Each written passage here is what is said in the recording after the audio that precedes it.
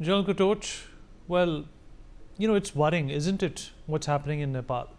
Uh, and a lot of people feel that the government had this coming onto itself for a very, very long time. But the fact of the matter is that Nepal is our neighbor, and these things, these ideas can slip across as well.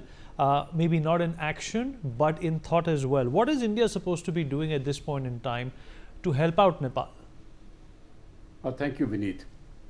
Vineet, I think, we are facing a very, very delicate situation now because Nepal is very close to us, not just as a geographical neighbor, but in every single sense, as civilizationally, culturally, on the religious basis, in every single aspect, Nepal is a brother nation.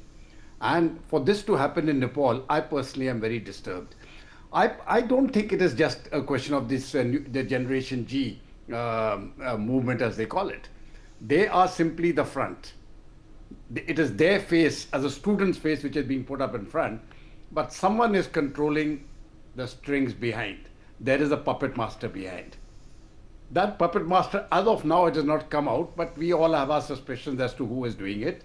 The Hami Nepal, as a NGO has been mentioned, who is controlling this particular organization? Who is funding it? Are their funds coming from the United States? You see, ultimately there is a question of control.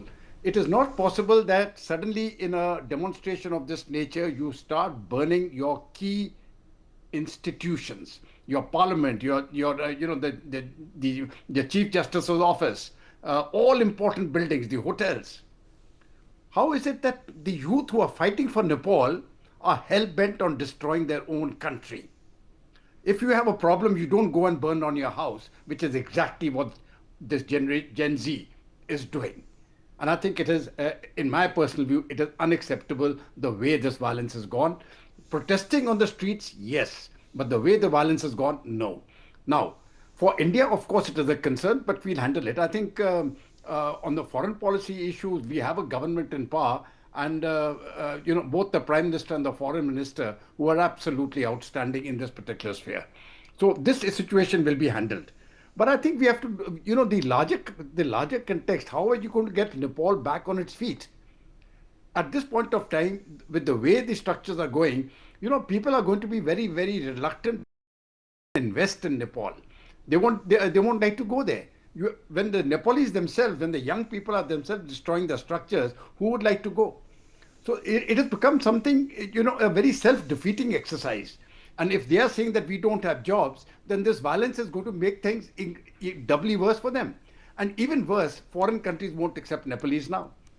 So, you have put yourself into a situation by which the situation is only going to get worse. Now, India has got a very important role to play. I think the first thing which Ambassador Sikri has said very correctly, we are not part of the problem.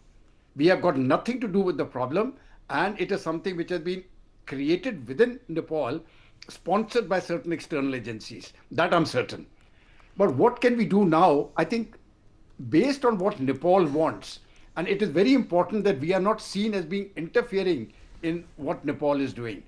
The effort has to come from Nepal, but I am quite certain whatever Nepal needs, India will provide. We have a Prime Minister, Mr. Narendra Modi, who will give much more than what they ask for.